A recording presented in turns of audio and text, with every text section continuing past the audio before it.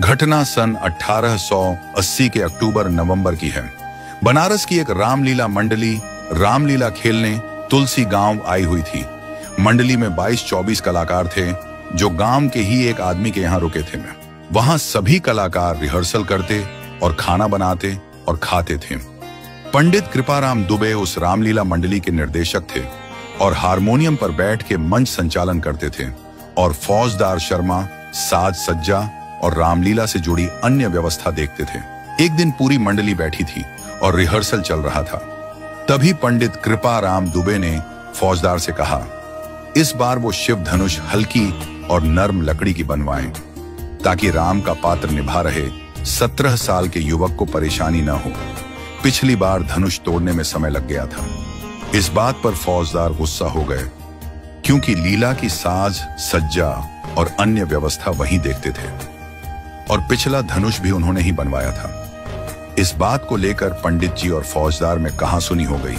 फौजदार पंडित जी से काफी नाराज थे और पंडित जी से बदला लेने का सोच लिया था। संयोग से अगले दिन सीता स्वयंवर और शिव धनुष भंग का मंचन होना था।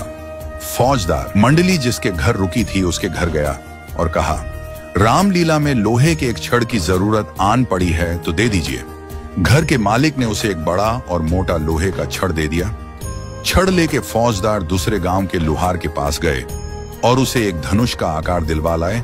रास्ते में उन्होंने उस धनुष पर एक कपड़ा लपेटकर और रंगीन कागज से सजाकर गांव के एक आदमी के घर रख दिया। रात में रामलीला शुरू हुई तो फौजदार ने चुपके से धनुष बदल दिया और लोहे वाला धनुष ले जाकर मंच के आगे रख दिया और खुद पर्दे के पीछे जाकर तमाशा देखने के लिए खड़े हो गए। रामलीला शुरू हुई। पंडित जी हारमोनियम पर राम चरणों में विभोर होकर रामचरितमानस के दोहे का पाठ कर रहे थे। हजारों की संख्या में दर्शक शिव धनुष भंग देखने के लिए बैठे थे। रामलीला धीरे धीरे आगे बढ़ रही थी। सारे राजाओं के बाद राम जी गुरु से आज्ञा लेकर धनुष भंग को आगे बढ़े। पास जाके उन्होंने जब धनुष को हाथ लगाया तो धनुष उनसे उठा ही नहीं। उस 17 वर्षीय कलाकार ने पंडित कृपाराम दुबे की तरफ देखा तो पंडित जी समझ गए कि दाल में कुछ काला है।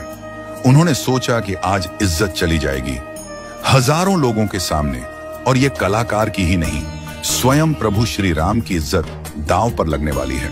पंडित जी ने कलाकार को आंखों से रुकने और धनुष की जांच करने का संकेत किया और स्वयं को मर्यादा पुरुषोत्तम के चरणों में समर्पित करते हुए आंखें बंद करके उंगलियां हारमोनियम पर रख दी और राम जी की स्तुति करने लगे। जिन लोगों ने ये लीला अपनी आंखों से देखी थी, बाद में उन्होंने बताया कि इस इशारे के बाद जैसे ही पंडित जी ने आंख बंद करके हारमोनियम पर हाथ रखा, हारमोनियम से उसी पल दिव्य सुर निकलने लगे। वैसा वादन करते हुए किसी ने पंडित जी को कभी नहीं देखा था। सारे दर्शक मूर्तिवत हो गए। नगाड़े से निकलने वाली आवाज भीषण दुंदुभी में बदल गई। पेट्रोमैक्स की धीमी रोशनी बढ़ने लगी। आसमान में बिन बादल बिजली चमकने लगी और पूरा पांडाल अद्भुत आकाशीय प्रकाश से रह रह के प्रकाशमान हो रहा था। दर्शकों के कुछ समझ में नहीं आ रहा था कि क्या हो रहा है और क्यों हो रहा है। पंडित जी खुद को प्रभु श्री राम चरणों में समर्पित कर चुके थे और जैसे ही उन्होंने चौपाई कही, लेट चढ़ावत खेचत गाड़े, कहूं न लखा देख सबू उठाड़े, तहचन राम मध्य धनु तोरा, भरे भुवन धुनी घोर कठोरा। पंडित जी के चौपाई पड़ते ही आसमान में भीषण बिजली कड़की और मंच पर रखे लोहे के धनुष को कलाकार ने 2 भागों में तोड़ दिया। लोग बताते हैं कि यह सब कैसे हुआ और कब हुआ, किसी ने कुछ नहीं देखा। सब एक पल में हो गया। धनुष टूटने के बाद सब स्थिति अगले ही पल सामान्य हो गई। पंडित जी मंच के बीच गए और टूटे धनुष और कलाकार के सन्मुख दंडवत हो गए। लोग शिव धनुष भंग पर जय श्री राम बोलने लगे और पंडित जी की आंखों से आंसू निकल रहे थे। मित्रों, प्रभु श्री राम सबके हैं। एक बार प्रभु श्री राम का होकर तो देखिए। जिसका हृदय निर्मल और शांत है वही राम का हो सकता है।